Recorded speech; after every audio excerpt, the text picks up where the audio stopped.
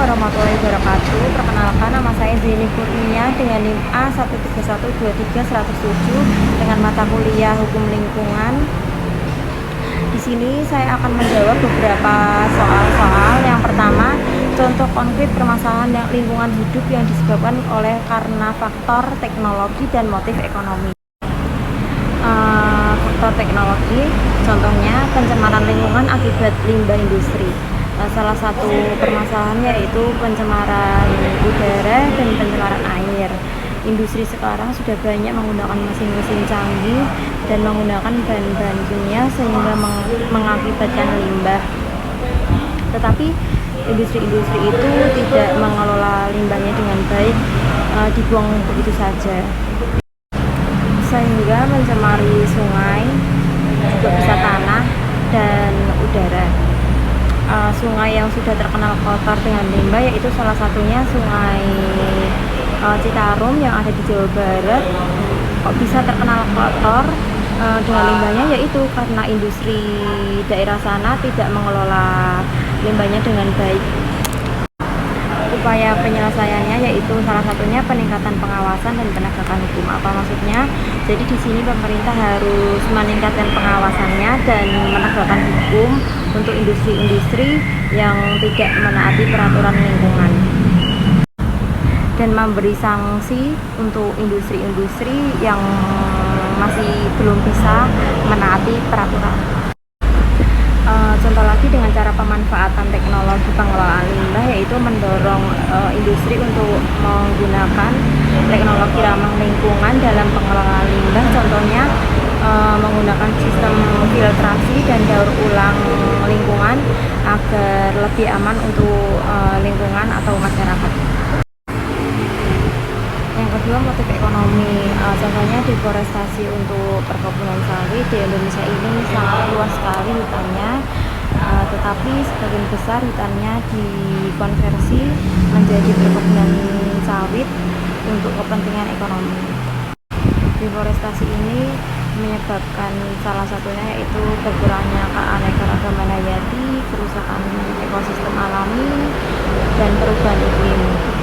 Pembukaan lahan perkebunan sawit ini juga dengan cara pembakaran hutan sehingga mengakibatkan polusi udara. Yang kedua, motif ekonomi. Contohnya deforestasi untuk perkebunan sawit. Di Indonesia ini sangat luas sekali hutannya, tetapi sebagian besar hutannya dikonversi menjadi perkebunan sawit untuk kepentingan ekonomi. Upaya penyelesaiannya yaitu dengan cara rehabilitasi hutan, yaitu penanaman kembali hutan-hutan yang telah rusak akibat pencemaran atau pembakaran hutan ini. Yang kedua, penetapan kebijakan yang lebih ketat, yaitu maksudnya pemerintahan harus lebih ketat untuk masalah izin pembukaan lahan-lahan baru. Lalu nomor 2, sejarah perkembangan konsep sustainable development hingga diterapkan sebagai program pembangunan dan kebijakan lingkungan. Yang pertama, awal mulanya di tahun 1972 ada konferensi Stockholm. Kesadaran mengenai masalah lingkungan mulai tumbuh. Lalu adanya konferensi PBB tentang lingkungan hidup manusia yang diadakan di Stockholm, Swedia, merupakan tonggak awal dalam hubungan antara pembangunan dan perlindungan lingkungan. Konferensi ini melahirkan yang disebut dengan Deklarasi Stockholm. Lalu adanya laporan Brundtland pada tahun 1987 dipimpin oleh Gro Harlem Brundtland. Pertama kali pembangunan berkelanjutan ini didefinisikan sebagai pembangunan yang memenuhi kebutuhan masa kini tanpa mengorbankan kemampuan generasi mendatang untuk memenuhi kebutuhan mereka sendiri, dasar utama konsep sustainable development. Lalu adanya konferensi bumi Rio de Janeiro, Agenda 21, diadakan di Rio de Janeiro. Hasil Agenda 21 yang berisi panduan untuk pemerintah, organisasi internasional, dan masyarakat. Lalu adanya pengadopsi pembangunan berkelanjutan di Indonesia, berkomitmen pada SDGs. Lalu implementasi kebijakan pembangunan berkelanjutan di Indonesia ini mengeluarkan berbagai program, yaitu satu, perlindungan hutan dan pengelolaan sampah daur ulang.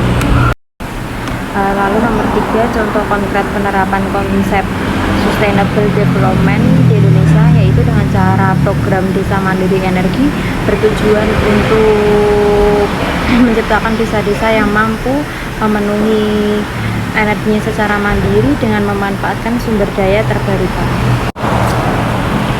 Banyak sekali desa-desa di Indonesia, khususnya yang terpencil, belum memiliki akses listrik yang memadai karena kendala geografis dan tingginya biaya infrastruktur. Melalui program ini, pemerintah mendorong pengguna sumber daya energi terbarukan seperti tenaga surya, biomasa yang lebih ramah lingkungan. Program ini bertujuan untuk mendukung pembangunan berkelanjutan dengan memperkuat kemandirian energi masyarakat. Yang kedua, mengurangi ketergantungan pada bahan bakar fosil. Maaf ya Bu, sebelumnya kalau saya pindah tempat, soalnya kalau di depan tadi ternyata berisik sama suara motor, suara saya tidak terdengar. Lanjut nomor 4, Undang-Undang Nomor 32 Tahun 2009 tentang Perlindungan dan Pengelolaan Lingkungan Hidup dan perubahannya dalam Undang-Undang Nomor 6 Tahun 2023 adalah dasar hukum penting bagi perlindungan lingkungan di Indonesia. UU ini bertujuan untuk menjaga keberlanjutan lingkungan, meminimal pencemaran, serta mengatur aspek-aspek administrasi, perdata, dan pidana. Di sini saya akan menjelaskan satu persatu tentang aspek-aspek tersebut. Yang pertama, aspek administrasi. Pasal 60 UU PPLH mewajibkan setiap pelaku usaha atau kegiatan yang berpotensi menimbulkan pencemaran itu harus wajib mendapatkan izin lingkungan sebagai persyaratan. Izin ini bertujuan untuk pengawasan yang ketat agar dapat lingkungan tetap terjaga atau terkendali. Jika atau misal izin ini tidak dipatuhi dengan benar, pihak berwenang ini dapat membatalkan izin atau mengenakan sanksi administrasi seperti menghentikan usahanya. Yang kedua, aspek pidana. Pasal 98 UU PPLH mengatur sanksi pidana bagi pelaku yang dengan sengaja melakukan tindakan yang dapat merusak atau mencemari lingkungan hingga dapat menyebabkan kesehatan manusia dan lingkungan, dapat dipidana penjara minimal 3 tahun sampai 10 tahun atau dengan denda 3 miliar sampai 10 miliar. Pasal ini bertujuan untuk memberi jera pelaku yang sudah melakukan sengaja melakukan pencemaran lingkungan atau melakukan kerusakan lingkungan. Yang ketiga, aspek perdata. Pasal 87 UU PPLH mengatur bahwa setiap pelaku usaha yang sudah melakukan pencemaran atau kerusakan lingkungan itu harus wajib bertanggung jawab atau wajib untuk ganti rugi. Korban pencemaran seperti masyarakat dapat mengajukan gugatan ganti rugi ke pengadilan tanpa perlu membuktikan kesalahan pelaku, asal dapat menunjukkan adanya kerugian yang nyata akibat pencemaran lingkungan. Judul paper saya atau kelompok saya yaitu peran KLHS dalam pengelolaan kawasan strategis nasional atau KSN. Rumusan masalah. 1. Bagaimana peran KLHS dalam mendukung pengelolaan kawasan strategis nasional yang berkelanjutan. 2. Apa saja tantangan utama yang dihadapi dalam implementasi KLHS di KSN. 3. Bagaimana upaya yang dapat dilakukan untuk meningkatkan efektivitas dalam pengelolaan KSN. KLHS memiliki peran yang sangat penting dalam mendukung pengelolaan kawasan strategis nasional di Indonesia. KLHS berfungsi sebagai instrumen pencegahan yang mampu mengintegrasi prinsip-prinsip keberlanjutan dalam setiap kebijakan. KLHS memungkinkan pemerintah untuk melakukan identifikasi dini terhadap dampak lingkungan dari kegiatan pembangunan, memberikan alternatif kebijakan yang lebih ramah lingkungan, serta membantu memitigasi dampak negatif yang mungkin terjadi. KLHS telah terbukti mampu mengurangi resiko konflik antar sektor di kawasan strategis dan mendorong keseimbangan antara pembangunan ekonomi dan perlindungan lingkungan. Peran saya dalam membuat paper ini, saya bagian latar belakang dan pembahasan. Nomor 6 atau terakhir, contoh konkret mengenai bentuk perwujudan dari asas perlindungan dan pengelolaan lingkungan hidup berupa asas kearifan lokal, asas partisipatif, dan asas otonomi daerah. Saya akan menjelaskan satu persatu asas-asas tersebut. Untuk yang pertama, asas kearifan lokal, contohnya pengelolaan hutan ada di Kalimantan dan Sumatera.